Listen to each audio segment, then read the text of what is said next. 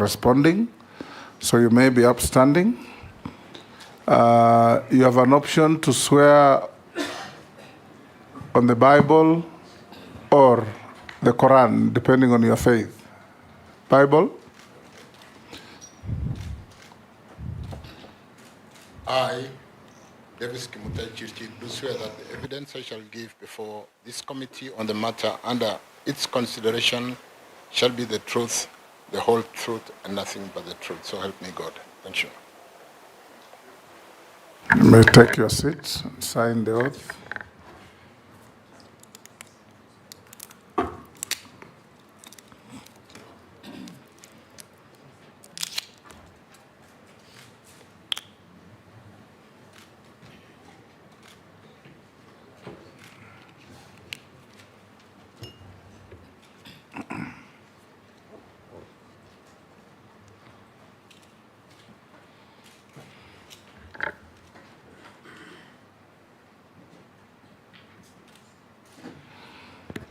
Yes, Mr. Chirchir, for purpose of these proceedings, many members will be referring to you as nominee because that's what you are. I'll invite you to give us a brief introduction of yourself, your name, educational background, working experience, key competences that make you think and feel suitable for the appointment to cabinet. 5 minutes at the very most. Thank you again, Chairman, Speaker, and honorable members. Nice to be here. And my initial gratitude to the President for nominating me to this position of Cabinet Secretary, Roads and Transport. Mr. Chairman, let me fast forward. I graduated in the year 1985 with a degree in physics and computer science from the University of Nairobi, and thereafter went into telecommunication industry, where I joined Kenya Post and Telecommunications and worked as a teletraffic engineer after a 9-month course at the then Central Training School, where I learned the intricacy of managing traffic going into the various routes across the whole world, dimensioning, congestion, and things like that. Subsequently, I did rise in that position to the level of general manager, where I managed the ICT, Information, Communication, and Technology. And in the nascent period of liberalization, I managed the divestiture and liberalization of telecommunication as a change manager, where we did at that time the communication authorities, laws and regulations that spinned off what is now the Communication Authority, which is the regulator in the telecoms industry, spinned off Postal Corporation and Telecoms Kenya, and issued the various licenses to Safaricom and Celtel at that time. Something that then catapulted the growth of telecommunication in what became competitive and very competitive from the monopolistic management of telecommunication at that time done by Kenya Post and Telecommunications. I later on moved on, honorable members, chairman, as commissioner, where I worked in the interim Electoral Commission.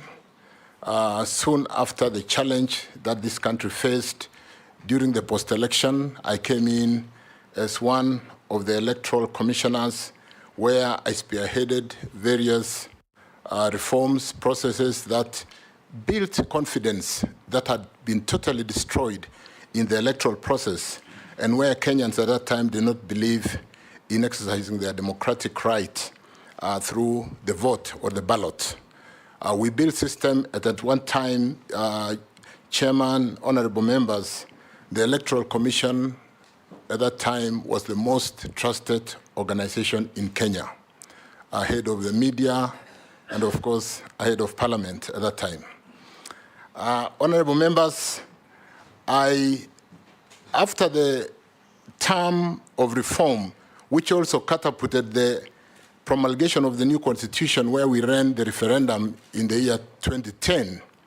We were part of crafting Chapter 7 of the Constitution, which today really brings out the electoral process, management of the credibility of the vote, to the extent that when the ballots are counted at the polling station and transmitted to the central tallying center, it doesn't matter what you do at the central tallying center because the results would have been announced in each and every of the 22,000 plus polling centers in the country with the technology that pushes them to the cloud today and everybody participates in the counting.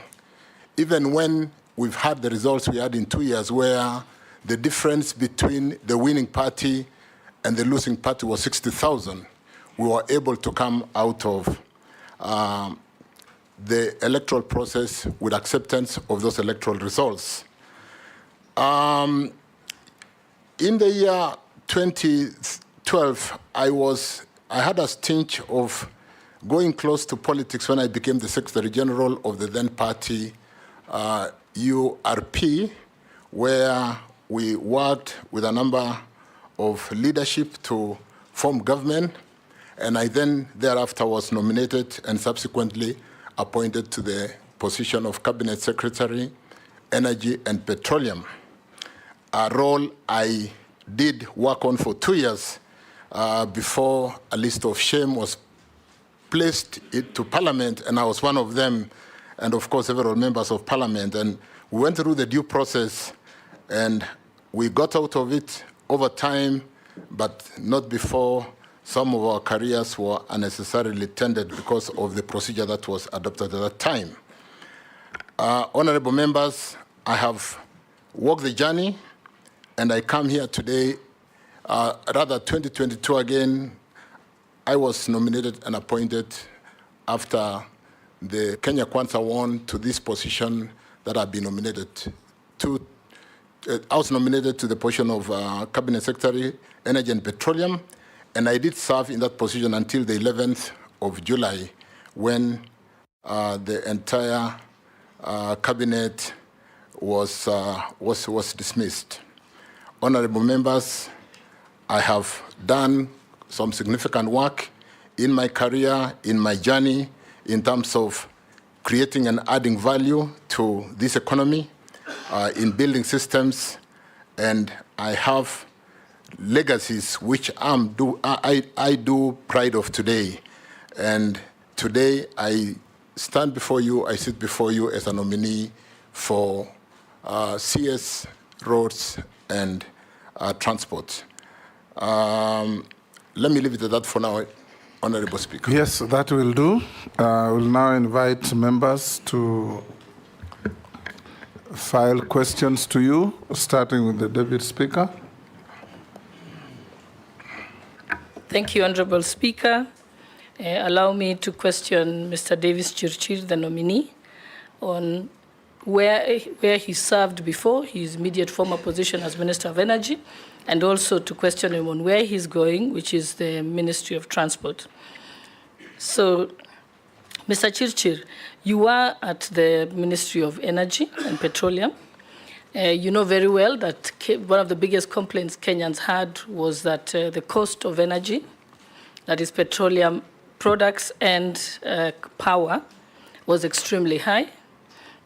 I think then we'd be interested in knowing what are some of the interventions that you made during your tenure to try and mitigate this. Then where you're going now to the Ministry of Transport, where two things that are really big that are being spoken about in that particular ministry. One is that is the cost of building our roads. I know that before the finance bill collapsed, the discussions were that to do the entire road network, almost 1 trillion shillings is required or more. And then also there's a lot of unpaid bills. That's some of the issues that were brought before Parliament for contractors who have built our roads. So what are the interventions you will take if you're confirmed for this position of Minister of Transport? Are you going to look at joint concession roads, and so on. And lastly, on the big elephant in the room, Kenya Airways. Now that you're going to the Ministry of Transport, if confirmed, that will be also an issue we'll deal with. Kenyans would like to know how you intend to deal with Kenya Airways. Are we going to put more money and seeing losses, or is there a way of dealing with it, or should it just be sold? We are interested in knowing what your views are on that. Thank you very much, Honorable Speaker. Nominee, go ahead. Thank you, Deputy Speaker Gladys Boshole. Good question on what we've done and achieved as a country to bring down the cost of energy to where it is today. Let me start, Honorable Chair, by saying when I checked last, and then because of the concern when our president was going to the space to talk to the Gen Zs, I did check the challenge of power and what we need to do to be able to address the cost of doing business in this economy. Cost of energy is one of the most insignificant contributor to the cost of doing business. In industry, the cost of energy in production contributes to up to 30 to 40%. And therefore, a country cannot be competitive if the cost of energy as a unit cost of production is significantly high. Chairman, honorable members, the energy portfolio is a very interesting area when I consider to where I'm going. A very structured area. We have a tool we call Least Cost Power Development Plan, which we've just signed off the 2024-2043 Least Cost Power Development Plan, which articulates the building blocks and how to match demand and supply. What happens, Honorable Chair and members, is that every bit and piece of energy that is generated is paid for by the customers, whether we sell it or not. So we don't generate power which you don't need. We have to ensure that we match the demand and the supply. And because the demand side can grow suddenly while the supply is built over 3 years, there's got to be very good planning. As we speak now, we are planning for power for Kenya for 2027, 28.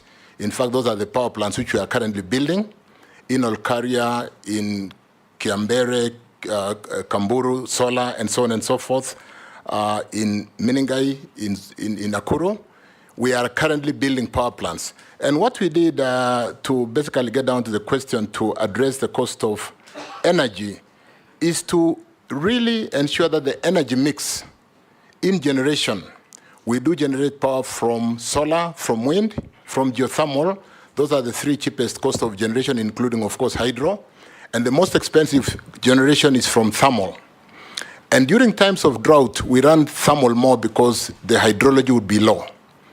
Because of the hydrology having been good in the past 1 year, we've had a lot of water, so we are running our Kiambere, Kindaruma, Gitaru, Cascade fairly well. But more importantly, the mix to ensure that we do not dispatch the expensive power when we don't need to is a very important component in managing the cost of power. One of the profound things we've done, Chairman and honorable members, which I might even call legacy, is switching off a power plant called Moroni, which is very expensive. It dispatches power at about 70 shillings per kilowatt hour. So Moroni GT, which is somewhere between Kisumu and Moroni. We all know where Moroni is. We have also switched off a power plant called Kipevu 1. Moroni generates 60 megawatts. Kipevu 1 generates 74 megawatts. At end of life, it has reached end of life, and we switched it off. And likewise, we've switched off 76.4 megawatts in Kipevu 2. These power plants alone, Chair, if to contextualize, it generates 210 megawatts, dispatches about 15% because it's only used for picking, but the cost to the economy is about 10 billion Kenya shillings annually, when it is dispatching at 15%. If we have to dispatch more because of not obeying the order of merit of economic order of merit of supply, the bill would go from 10, 15 to 20 billion. Those power plants are down. The promoters of these power plants have been through this town to see everybody to try and bring them back. But because of the cost of doing business, it doesn't make sense to give them another lease of life. The challenge of climate change commitment, which we have made for 2030 to be 100% green, is another one which has catapulted this country and placed it in a very, very good pedestal. So, Chair, let me end that initial question by saying it will be of interest for members when you write the report to check and confirm that in the month of July, both cost of electricity and cost of petroleum products is the lowest in the country in the last 15 months. And it takes a real difficult position to sustain those power plants not to be switched off, not to be switched on again because of what I've said, the cost of doing business and the climate change commitment which we've made for this country. As regarding some of the things that I will do where I'm going in the roads and transport, Honorable Chairman, honorable members, it's an interesting area. It will be interesting to note that where I come from in energy or where I've served twice before, if we have one pending bill, it is due to a court case. We don't have any pending bills. I have quickly checked the road sector with a pending bills of about 166 billion, with unfunded commitments of about 1 trillion, some with the Chinese government and some with the local contractors, unfunded. And I don't know, I've also checked, Honorable Chairman, that the exchequer support that goes to roads annually is about 55 billion. So if that continues, it will take us in excess of 20 years to finance what has been committed today, leave alone financing the pending bills, which sits at 94 billion with an interest, forex gains and what have you of adding up to about 166. And therefore, there is a job to be done, Chairman, members, and I think we'll have to work together given the challenge that we have a finance bill that has not gone through. Luckily, where I come again, maybe to give a bit of hope to where I'm going to, is that all energy works is off balance sheet. And it will be of interest to members and, of course, the Honorable Chairman to note that energy deals with a budget of about $10 billion annually, all off balance sheet. And I sit here to basically pronounce that we are working to deliver the cheapest cost of electricity and today the cheapest cost of petroleum products in the country, albeit with no budget support, because all this is private capital, off balance sheet. We do not have to work on the treasury balance sheet.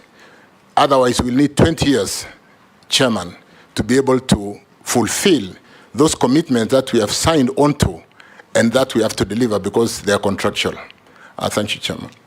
Chairman, if you allow me. Yes. If you allow me, just to follow up on what Davies is talking about, 1 trillion into commitment of 160 billion in debt. It looks really grim, you know, like you will run away from the job. What is it that you will do to attract capital and actually to offset the 1 trillion and also to pay the bills? Because you have done it in energy. What will you do? Because we want to see hope. Kenyans want to see what is it that Davies will do to change the story. Thank you. Yes, Davies, and you had not also touched on Kenya Airways question? Through Chairman Owen, it is it's early in the day after nomination, but I think it's possible. I've said we work off balance sheet in energy.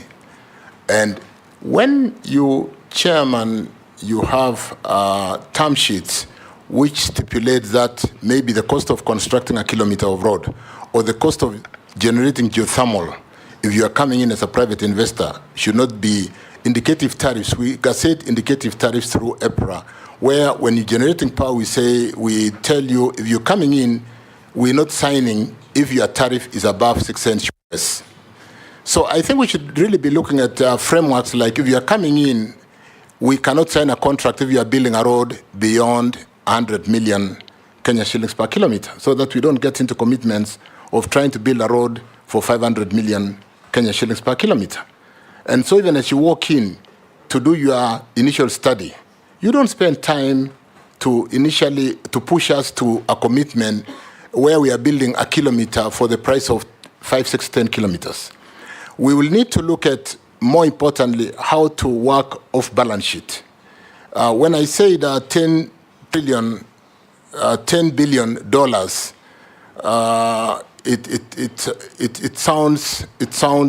it sounds crazy. But petroleum alone, which comes into Kenya today through the OTS or the current G2G at about 740,000 metric tons annually, cost the economy some 6 trillion, crazy numbers. I mean, I just need to refer. 6 billion US dollars annually. And we do not have a time when the country is dry.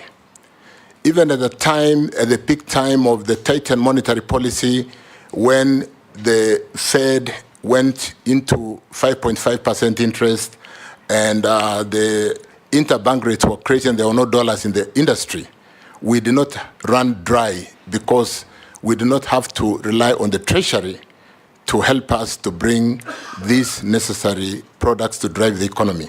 So we'll be looking together, honorable members, at how to resolve this challenge. It's a big challenge.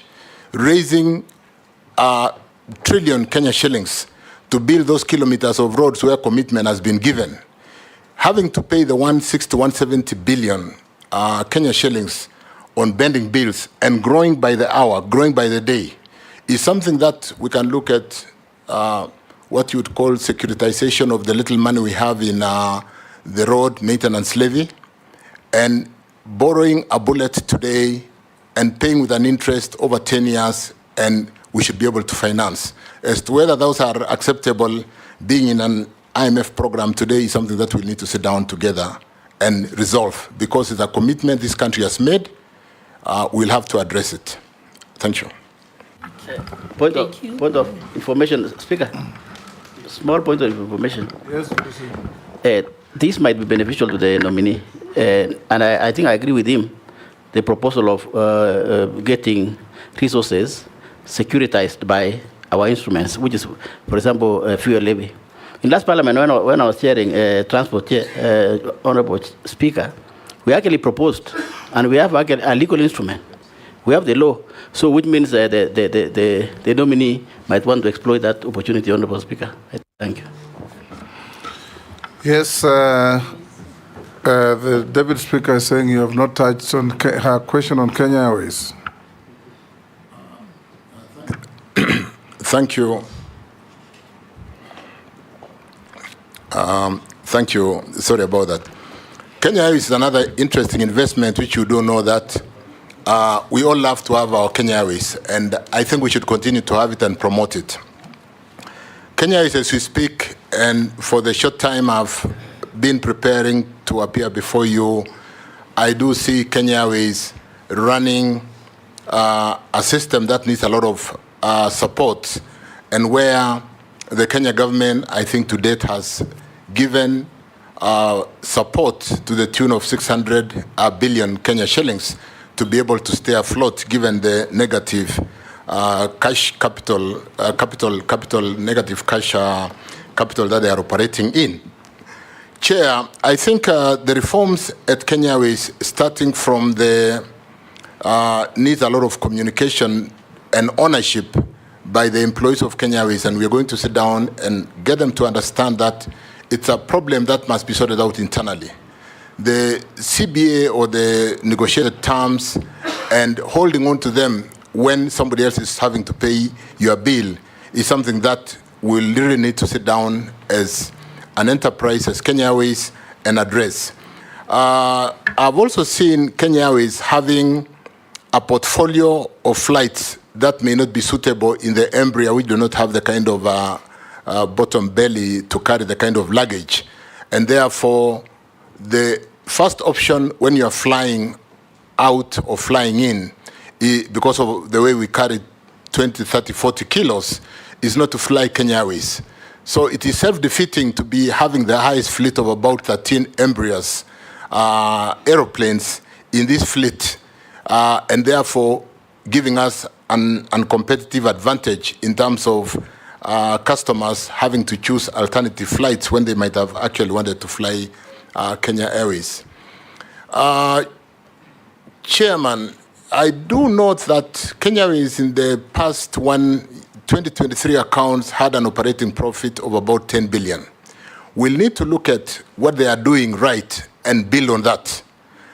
Possibly take out some cost out of the system, because there are costs which we really must remove to be able to allow them to come out of the challenge they currently face.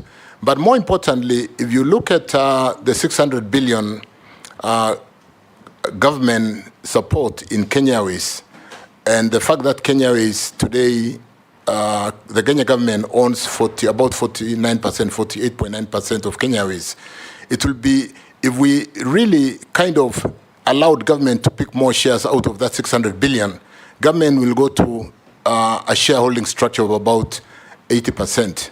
I think we need to bring in a partner.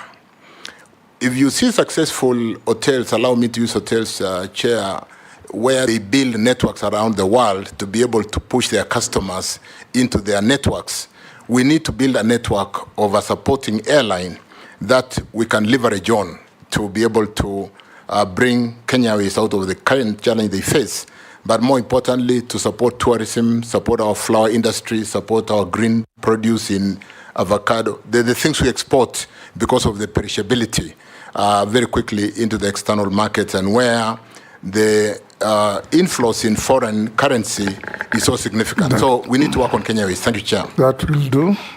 Majority Leader. Thank you, Mr. Speaker.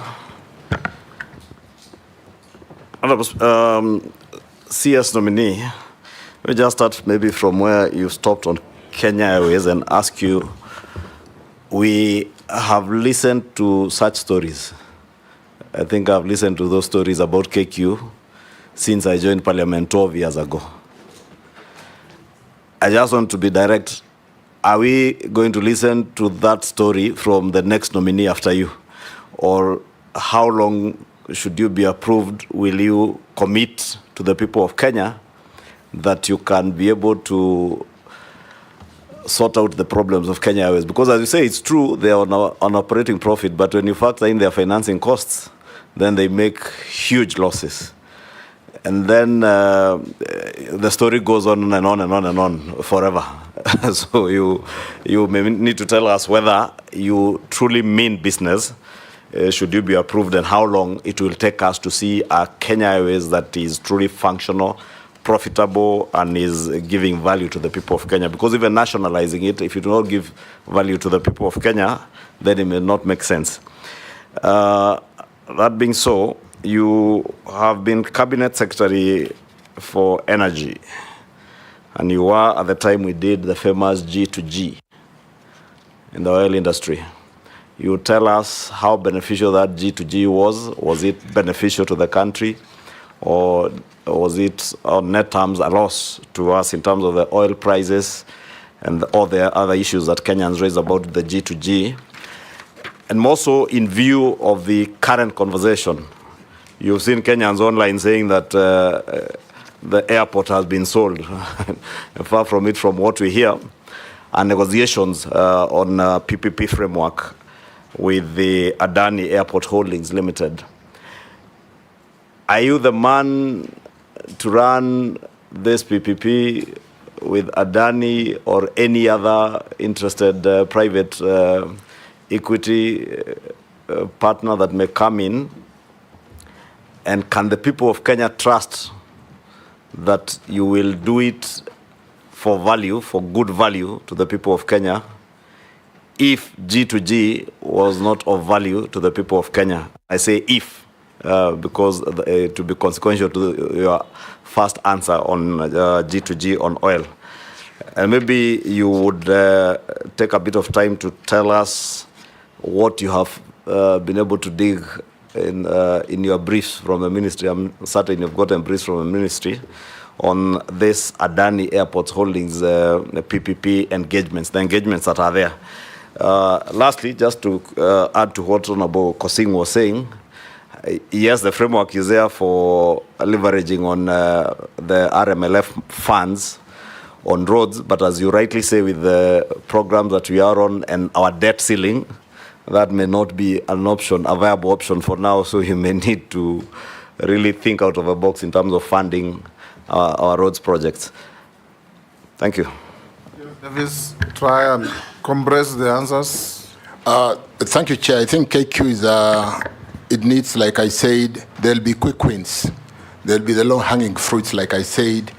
I would like to sit down with the staffers and address this challenge in KQ, which I could easily call the low-hanging fruits, but which has really been a major pain in KQ, the industrial relations.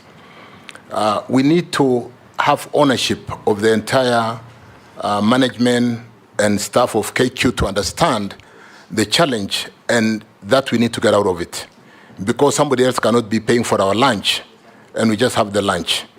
Those are some of the quick wins. Some of the more difficult things which I think have been addressed are those expensive leases, on the 7-7 leases, where the cost and the revenues are really challenged. And again, we are having to rely on government to pay on behalf. But as it were, KQ, like we'll all have to agree, from an aviation perspective, is a very strategic asset. So it will be one thing to sit down and first things first. What are the low-hanging fruits? What do we need to address? And what kind of ownership? So it's a leadership issue. We really need to address that. One thing which I'm going to put alongside KQ, G2G, and Adani, and I did prepare the challenge that the country faced in the last 4 weeks in terms of how we work, is the aspect of communication and carrying the Kenyans together with us.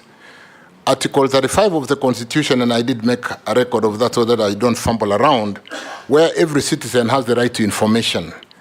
And in Article 69, it talks to public participation in the environment. In 118, it talks to public participation in facilitating public participation in involvement and in the legislative process, public participation in the National Assembly and in the county government in Article 196. And in the finance area, Chapter 12, it talks about there shall be openness and accountability, including participation in financial matters. Chair, I think as government, we feel like information can only be given out when we have been pushed to give information.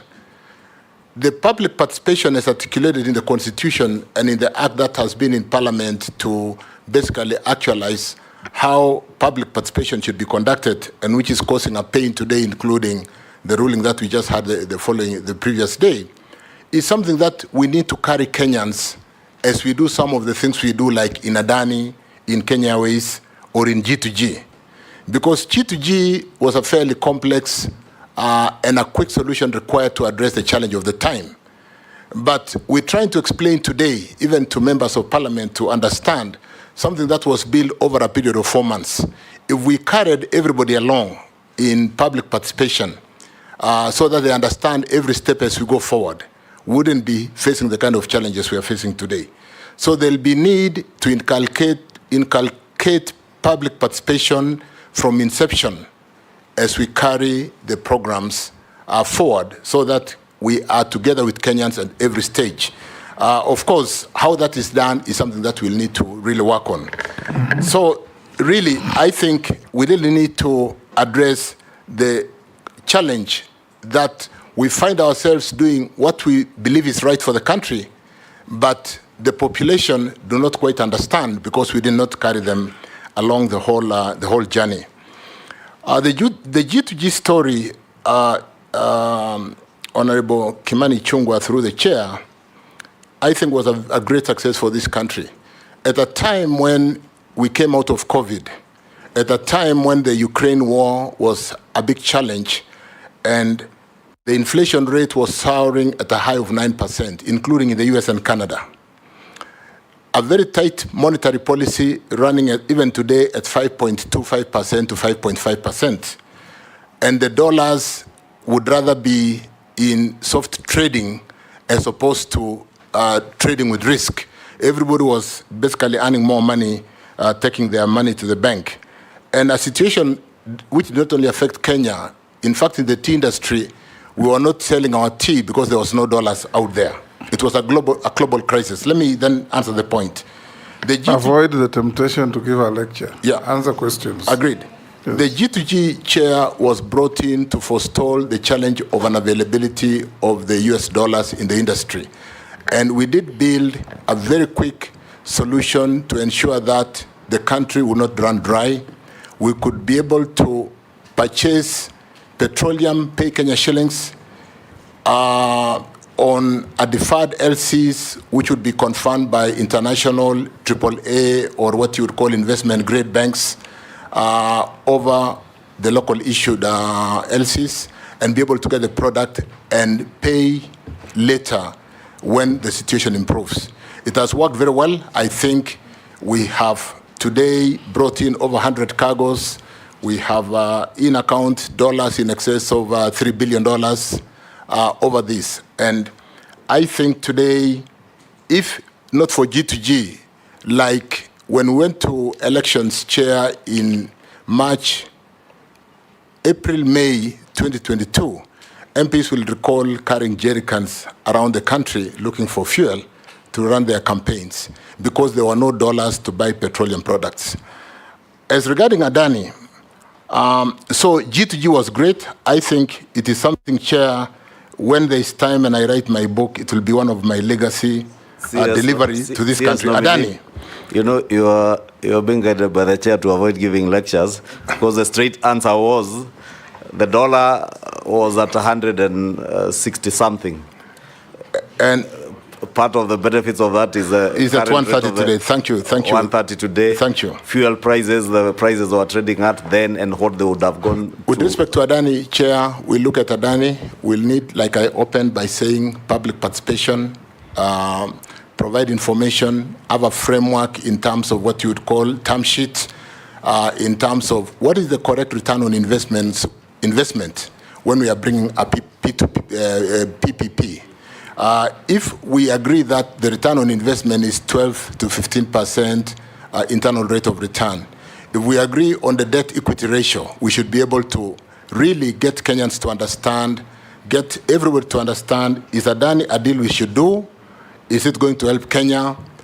Vis-a-vis what I just said, this is an off-balance sheet upgrade of Kenya Airports Authority. If we can't do it as a government, can we allow a private sector player to do it on reasonable but competitive cost or return on capital? Thank you, Chair. Ned. Thank you, Chairman and Mr. Speaker. Mr. Speaker, I want to start by saying that and telling the nominee that I think, Mr. Nominee, the issue now that at hand that you need to explain to the vetting committee is that you are getting into a ministry that has a very high, huge pending bill that has no money essential for development of new roads. You need to tell us how you are going to turn around that. What vision, what do you think you will do that will turn around that? That's number one. And number two, in November 2023, no, I mean in 25th of August 2023, during your tenure as Cabinet Secretary for Energy and Petroleum, the country experienced a national grid failure, you remember? And it affected many places, including the airport, including homes, hospitals, everywhere. And the then Cabinet Secretary for Roads and Transport took some decisions and reshuffled people at the airport and sacked some people. But on your side, nothing happened. What could be the reason, and what could have caused the disruption, or what could have caused the grid to collapse? And another thing I wanted to ask you is, you know, we have formed a new cabinet. We are vetting 22 members of parliament, members of the cabinet. And this is a broad-based government, as has been said by the president himself. But the effect of broad-based also is to have development in every part of the country. This country has suffered enough in the sense that there's skewed way of doing road constructions in the country. There are places like my neighbor here in Kikuyu, there is no road remaining, unless now we want to put overhead and overpasses and underground passes. And there are places where still there are issues of roads. What criteria will you come up with? Honorable Speaker, you need to protect me from my colleague. You can't say there are no roads remaining in Kikuyu when there are actually no roads in Kikuyu. You'll be protected. Thank you, Mr. Speaker. Ask your question. Mr. Speaker, so I was asking, what criteria are you going to come up with so that roads net distribution is done in an equitable and fair manner? Lastly, there was a road that was supposed to be dualed from, I don't know, here, Kabete or somewhere in Nairobi here, all the way to Rironi, all the way to Mount Summit Junction. And that is where, as we go, every weekend, what is the status? There was an agreement with the French government, but it has never taken off. So, Mr. Nominee, those 4 issues, if you explain. Yes, Davies. Then you may get a good report from me. Very quickly, for the unfortunate blackouts in the network, Chair, I do note we have had a number of blackouts which we have addressed and categorized into quick solution in short term, mid term, and long term. Whereas we have generated enough power because it is done by the private sector or off-government balance sheet. And the energy sector is totally unbundled in terms of generators, transmission, and offtake, or what you call the buyer market in KPLC. The transmission network is financed by the exchequer, through the exchequer. And with the inadequate financing of the transmission network, most of the challenges that we saw in the blackout was transmission in nature.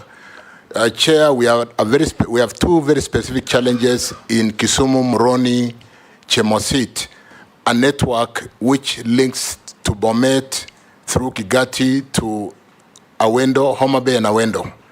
And that transmission network gets overloaded. When a system is overloaded, it drips to secure itself, just like the circuit breakers in our house. When it sends a fault, it will drip. So the drip, due to an overload, became a challenge. We have seen secured funding to get an alternative routing to get more power from Olkaria through Narok, Bomet, Awendo, and Homa Bay. So that the contractor will be on site shortly. We got a funding from Africa Development Bank and address that challenge. The other challenge that has been dripping the country, and where we occasionally, for those of us who live in that region, do pull out feeders. Pulling out a feeder is load shedding. And so a few areas would be load shedding to ensure that it doesn't drip the whole country while we build this network very quickly. We've had a challenge in Takwel, a place called Ortum, Kitale, where we did put some 3 solar plants called Alten, Selenkei, and what happened is those solar plants caused a network constraint. And so we've not been dispatching Takwel because of the take-or-pay challenge of delivery of power into the system. Chair, that has since been resolved. We have gotten the transformers into Otum. Otum is in some place in West Pokot there, and we've gotten the transformer to Kitale. And the network constraint, or the congestion of having to transmit more power through a line, has been resolved. We are also working on something called, to be able to manage voltage stabilization.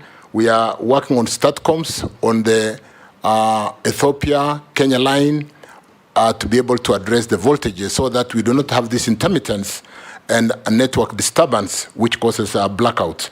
And so those are being addressed. Unfortunately, they belong to Ketraco, where they are addressed through the balance sheet, but that is being addressed, Chair. With regard to... Point of order, Chairman. Yes, Mary. I have not heard him mention Busia and Kakamega, because blackouts cut across. Actually, you cannot even put a business in Busia, because you persistent blackout. So mention something about Busia and Kakamega and Bungoma. Yeah. Allow me, Chair. Yes, Chirchir. Chair, I should have possibly said west of Kenya. Call me Speaker or Chairman, not Chairman, Chair. Chairman, Yes. this challenge is really characteristic of most of west of Kenya. You know, most of the generation is in the Seven Forks. It's a nightmare. It's a nightmare. But with the construction of the line to carry power from Olkaria direct to west of Kenya, a very good capacity line, that problem will be a thing of the past. That's being when done. will it be ready? Another 18 months, but what we are currently doing, we have got mitigation. We've built a line from Sondu through Awendo to be able to deload Chemosit, Kigati. So there's a lot of work being done. And let me say this, Chair. He's sitting on a chair. I'm sitting on a chair. I'm not a chair. Mr. Chairman. Yes. Mr. Speaker. Yes. Let me say this. Yes. Since I came to the Ministry of Energy and Petroleum, we've been working on the critical projects which had been started rather than the appetite of starting new projects. These have been historical challenges. We are sorting them. Whoever comes, my colleague who comes to the office, there are ongoing projects as we speak today. We are accelerating them because of that challenge. In fact, to put lives to the number of load shedding, occasionally, on a day-to-day basis, we are load shedding up to 140 customers to be able to remove the overload on the line. So conscious of that, including hospitals, including industries, factories, the tea factories. Conscious of that, Chair, we are working around the clock to ensure that we deliver this in the shortest possible time. Point of order, Mr. Speaker. I'm not asking a question, but Mr. Speaker, looking at the time, only 3 people have asked questions, and we're almost an hour. So if the nominee, please, could just be short and precise. Going forward, nominee, when you ask a question, just answer it. Are you selling Kenya Airways? No. Are you pumping in more money? Yes or no. Then we make progress. Let me now start from this side. Why don't I finish Jeanette? And I'll just, 30 seconds. Rironi Molo was concession to the French company. I think the pricing, again, is what I called a term sheet. We'll relook at that and be able to bring the cost right, possibly do what we must do to deload or congest that road. It's a matter of priority to be able to move traffic to west of Kenya. The road construction, what criteria will we use? Chairman, I introduced my formative life in traffic engineering, and we'll need to do more of really ensuring we look at traffic, we look at opening new areas for economic purposes. Think about the Lapset. It is a new development corridor. You may not need traffic to open Lapset because we need to shift development to a new development corridor. And so we'll use all those kind of clustered frameworks to be able to open this country, working with the members of parliament, like I've worked with most of you on the last mile, to be able to open this country. Thank you. Good. Let me start from Robert. Then we go to Mary, Amisi, Mule, then we come back this side. Thank you, Mr. Speaker. And please ask one question each. Don't and make no preamble to your questions. Speaker, there are very critical things I needed to know from the nominee. So first and foremost, the road maintenance levy that was introduced recently from 18 shillings to 25 shillings by EPRA was done, in my opinion, without reference to the National Assembly. And despite also the fact that Kenyans, when there was public participation, they said no. I would like to hear your opinion about that. And there's some clarity on the G2G deal. Why was National Oil Corporation of Kenya involved? Because there is a belief that it wasn't. And then on the same deal, when you say that you're paying for fuel in Kenyan shillings, I want clarity because I am very well aware that Kenyan shillings are not legal tender outside this country, outside the region. So how is it that you are able to pay for, because that has always been the comment, that we are paying for fuel in Kenyan shillings. How would UAE or other countries out there receive Kenyan shillings as legal tender? And finally, on the transport sector, which you're being dominated to, how will you deal with the three critical things? One, road safety. Two, the menace of traffic police on the roads, and finally, of course, the high cost of transportation. Thank you, Chairman.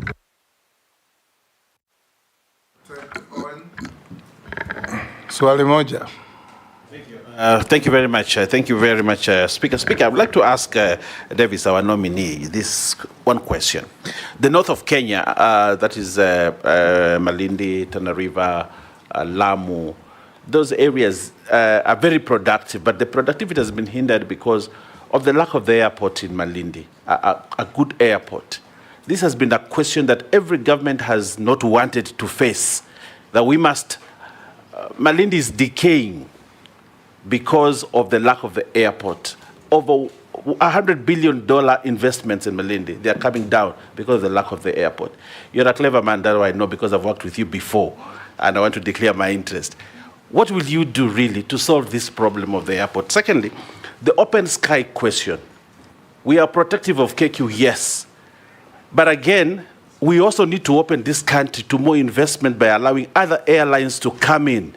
If Ethiopian airline can fly to tourists from Addis Ababa to Nairobi, then the airport, the tourist is stranded there waiting for Jumbo Jet to fly to Malindi at 7 in the evening, and they arrived at 7 in the morning. Why would you do that and kill tourism just because we want to protect KQ? What will you do to solve these two key legendary issues, the Malindi airport and the open sky policy in this country? Thank you. Answer those three questions, two from Robert, one from...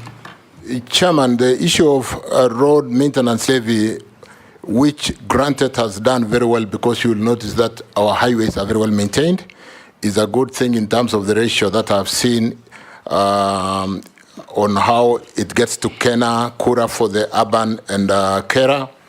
And we'll need to look at whether we need to redimension and get some savings.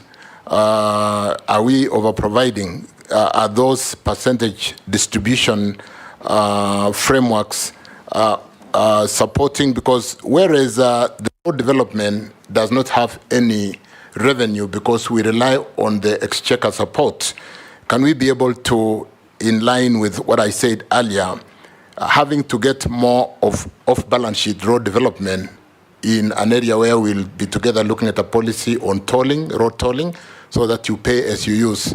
You see the expressway is fairly popular, and yet people are willing to pay today rather than really pay when they are not using. So we look at that together, honorable members.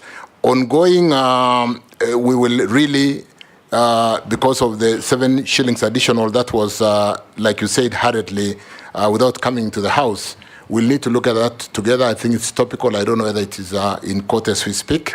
But it's an area where if we socialize Kenyans, like I said, from the word go, and understood the need to be able to open up this country for economic development, it's one thing that could help us in working on securitization and really coming into your constituency in Eastern Province and opening up that region for development. So we look at that together because it's a very topical issue as we speak today.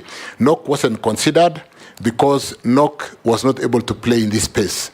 The space belonged to the international oil marketing companies who are able to work with AAA or investment grade banks to be able to give us products on deferred LCs for 6 months. At the time when we did this, NOC has been having a very big challenge, and in fact we are commercializing NOC at the moment, Mr. Speaker. It ran itself into a problem when they brought 2 cargoes that disappeared in the high seas in 2011, and they have been crumbling with a debt of 8 billion, and therefore Chair, it's when you really try to really pick up what you cannot manage. So the international oil marketing companies were allowed to appoint local OMCs companies who had a relationship or accounts with them to be able to offtake the products in Kenya, because the trade finance is a bit of a complex area, because this is really employing trade finance to be able to take products today and pay 6 months later.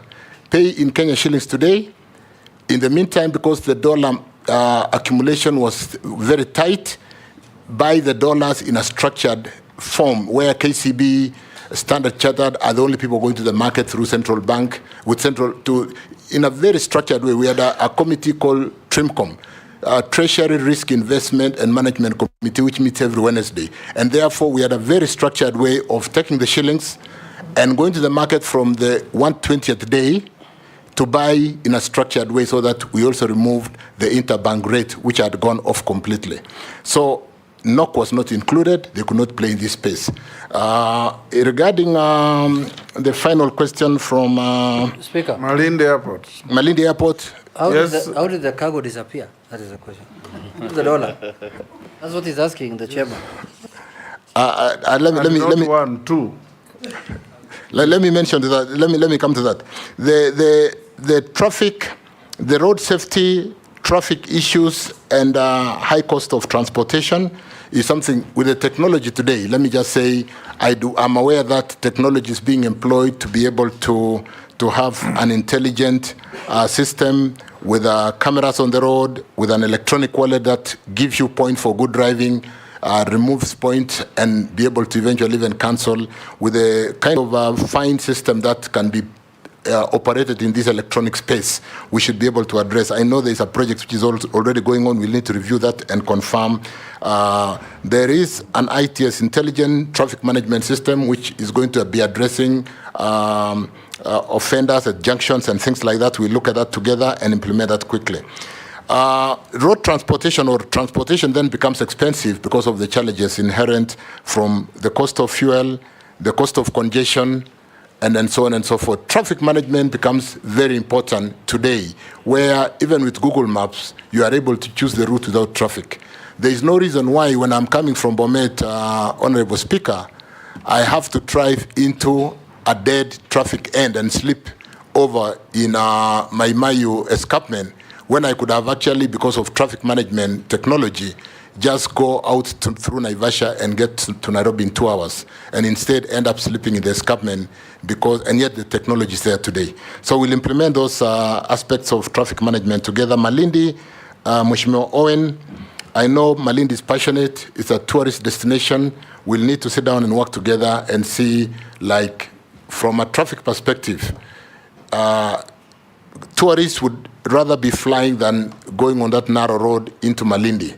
And there is no reason why we cannot sit together quickly and dimension upgrade of Malindi and be able to attract more traffic.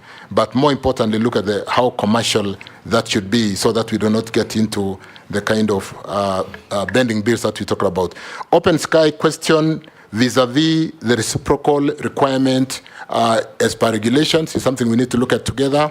I do agree with you, but it's happening. It's bound to be happening at a very hard time for KQ when they are struggling.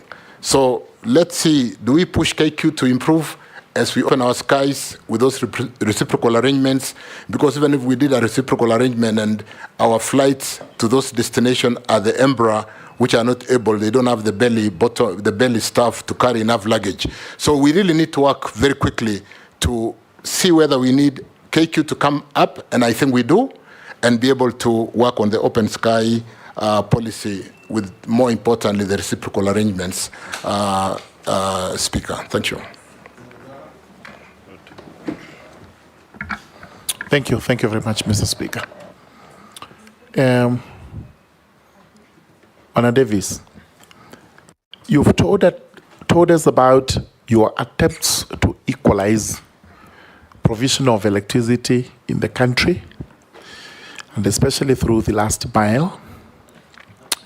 That's only 2 years, so it stands to be seen whether really there is anything feasible in that area. But now you go to roads. And as stated, there's great inequality in terms of road network in the country, and especially with what are known as stored projects, the stored roads. If I give you an example of Tharaka Nithi County, we have 3 roads started 10 years ago in 2014, and up to now we are still grappling with their completion.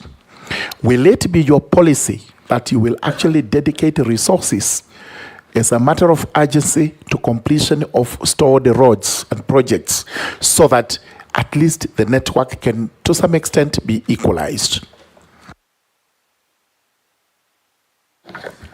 Thank you, Mr. Speaker. My name is Abdul Rahim Daud, MP for Northimenti, and I want to say I'm in the Committee of Transport, so I won't ask him transport questions. CS nominee, while you were in the energy sector, energy ministry, did you look at the fuel, the one we were told by Honorable Kiraito during his time as minister, that we had oil in Turkana? And if you did, why aren't we utilizing the refinery we had in Mombasa so that at least fuel could be cheaper than what it is right now? Because we are at the mercy of the big oil operators. Lastly, regarding, I don't know if I will ask, roads, they are the Mau Mau roads, you have heard of them. But those Mau Mau roads do not pass through the whole of central Kenya. It is just a portion of central Kenya.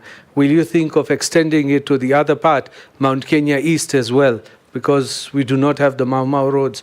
And we had Mau Mau even in Meru, Tharaka Nithi, and Embu. Thank you.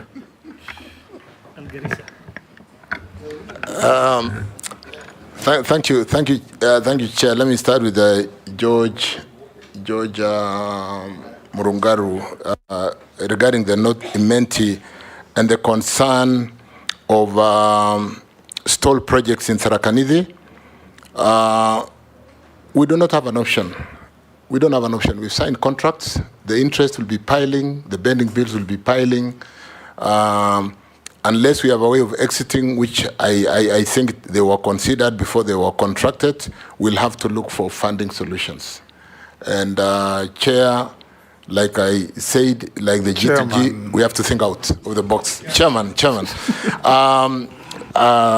Regarding, so we don't have an option. We have to work on those roads. Chirchir, what these members are asking you is, assuming you get favor from this committee and you are recommended to be appointed to that ministry, what plans do you have to tackle pending bills other than complain about pending bills? I think that is what members want you to tell us. What innovative ideas do you have when you get into office, if you get there, to get pending bills out of the way and start embarking on new projects or stalled projects? Let me, and very fluid, like David Kosing did raise, we need to look at securitization of the little revenues that we have in the road maintenance levy. Number two, why I say it's very fluid, depending on whether we are able to pull through the debate of the additional, that could be a very good area to fully securitize. If we securitize 7 shillings, and which works to 31 billion annually, and if you were to securitize that for like 10 years, that would be 310 billion. We can do a bullet payment on a pricing of 300 against maybe 250 billion because of the cost of money, and be able to address that challenge today. But again, like I said, it is fluid. We need to sit down together and look at the options. There'll be a number of options that we can look at together. Absolutely. As regarding Rahim's question on electricity, you do know that I had, when sitting in the Ministry of Energy chair, I sat with the county leadership from the various county in many breakfast meetings, and Rahim happened to have been in the breakfast meeting for. Chair will need to look at how to harmonize the redistribution of resources to address opening. I did write to every member of parliament in May last year, Chair, to look at how many primary schools or public institutions were not electrified in each constituency. With that database, we've been able to allocate money subject to meeting the social obligation of public institutions, so that if you are 100% electrified, Chair, why wouldn't we give more money to Rahim or to George in Tharakanithi to be able to equalize and bring the whole country into an equal footing in terms of electricity or energy for all? We'll do similar frameworks in roads.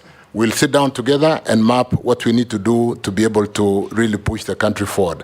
As regarding exploration of tallow and the discovery of oil in Kenya, we are at a phase called Field Development Plan. We have a big field development plan that should be coming to Parliament. It is being reviewed by the regulator. Once the regulator reviews, it will go to the minister, and within 30 days, the minister will bring it to Parliament. And what the field development plan does, Mr. Speaker, Chairman, is it looks at moving the concessionaire from exploration to production in line with the production sharing contract. It looks at the financial ability for them to build the system to produce the crude oil. It looks at the technical capacity of that farm. So currently we are reviewing the field development plan, and it will be coming to Parliament in due course to see whether we can move from exploration to production, because there is the risk of, if not properly done, moving the concessionaire and staying in production for the next 10 years. So we are looking at the financial and technical capacity to be able to do that. Refinery becomes an option in terms of bankability of the project as to whether we export crude through a pipeline out of Lamu or Mombasa, or whether we refine. And therefore, that could help us to utilize the refinery in Mombasa that we closed some times back. Mau Mau roads, we can look at that together, Chairman. It is too early, but suddenly we will work to be able to dimension what we need to do together. Thank you. Mary? Thank you, Chairman. Nominee, in the collapsed finance bill, there was an allocation of 50 million for electricity distribution, 50 million for each constituency. I'm wondering whether you're going to carry that approach along with you to the Ministry of Transport, so that we have that equitable distribution of resources, so that if you decide it is 50 kilometers per county, we all benefit from 50 kilometers per county, so that regions like Busia can also get a road, a tarmac road, from Butula all the way to Amukura and Teso South, and other counties. Secondly, Nairobi Expressway was constructed to ease congestion along the highway. But sometime in January, the toll charges were increased. This defeats the purpose for which it was intended. Because now how do you reap from, how do you encourage people to use the highway and also benefit from economies of scale? What are your thoughts on the kind of charges that are being levied on the expressway? Thank you. Amisi? Thank you, Mr. Speaker. You asked for one question, but I beg you, give me two, because the last one is important for me. The first, start with the important one. The very, very important one, Mr. Speaker, is that I come from a constituency that do not have even a single kilometer of road of bitumen standard, and it has been like that since time immemorial. Mostly they say because it has been represented by opposition leaders, but I doubt. 20 months ago, we were here with the predecessor of this ministry. And I did ask him the same question, and he said that in 100 days, I will see miracles. Now it's 20 months down the line. I want to ask you, when do I expect to see at least a kilometer of bitumen standard in my constituency? And it's not just my constituency, Mr. Speaker. It is a program that needs to check that there is equal distribution of road network across the country, irrespective of where the region falls, whether it's in opposition or in the government. But there must be a clear national rationalization program of all constituencies, so that if a kilometer is built in Mombasa, there is another kilometer built in Kitale. We must have that, so that the constituents don't think that it is a failure of a member of parliament, when it is actually the failure of proper program of the ministry. And then the question I wanted to ask Mr. Speaker is that our roads and infrastructure are majorly World Bank funded, and IMF, International Monetary Fund. Mr. Speaker, World Bank were financial institutions that started to reconstruct Europe after the war torn Europe, after the World War II. There were proper development in Europe before. The purpose of World Bank was to reconstruct Europe after the World War II, including Japan and other Asian countries. Now, it is 80 years since the World War II ended. We are still reconstructing. The purpose of that World Bank is not commensurate to the issues of the global South. In this country, we've never had war, whether it's local, global, even the Mau Mau did not destroy any road. We cannot talk about a fund that used to reconstruct, coming to develop an underdevelopment. So, Minister, you are going to a ministry that is heavily, we know the roads network is capital intensive, but you are going to a ministry that is going to be heavily dependent on the Bretton Woods institutions, whose purpose of establishment is completely different for a developmental path of our country. Do you have any policies of change that will ensure that this country does not continuously depend on external funding, loans that are crippling our economy, loans that we are continuously at the yoke of external loans? Which policies are you going to depend on them? World Bank, number one, and the IMF, or you are going to change? And in which way are you going to change? Yes, nominee. Let me start with Honorable Mary Emase's question on, yes, if we make it brief, let me just answer yes, we'll do some equitable distribution of resources. Mary, that's good enough. We'll do that. Yes. And I think that really answers Kalip Hamisi's question, Honorable Kalip, for Saboti. The Bank of Reconstruction being what it is today. The point of order, Mr. Speaker. That's how I was answered by the predecessor. I don't want to fall into the same.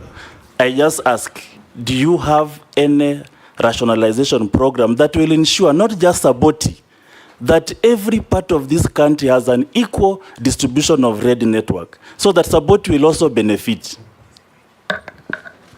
Thank you, Chair. I was not going to make the 30 days promise to Mheshimiwa, but I was certainly going to, like I said, in respect to the answer to Mary Emase Mheshimiwa, that we'll try to work together to see equitable distribution of resources, look at how to open up this country economically because of ensuring that we need to get the products to market. But more importantly, like I said earlier, what are the alternative funding options? I did make my opening remarks that we are doing our best in energy to get power to get into every corner of this country. And we are using a lot of off-balance sheet we are not getting money from the National Treasury. So to the extent that we today are having an unfunded commitment of about $1 billion, we'll need to sit together to be able to look at the resources that come out of Treasury. Are we going to get it to the Ministry of Roads or State Department of Roads as printed estimates, or are we going to work together to equitably ensure that those printed estimates do cover every part of the country? Mheshimiwa Hamisi, I will really want to be a player in sitting down with all the honorable members to ensure equitable distribution. And like you said, what are the options of funding roads? we'll look at that together, more importantly, to ensure that we don't over-rely on the Bank of Reconstruction after the World War. We do have other options. Mukami. Thank you. Thank you, Chair. Thank you, Chair. There is a... Chairman. Okay. Okay. Honorable Okay. Speaker, a point of Thank you.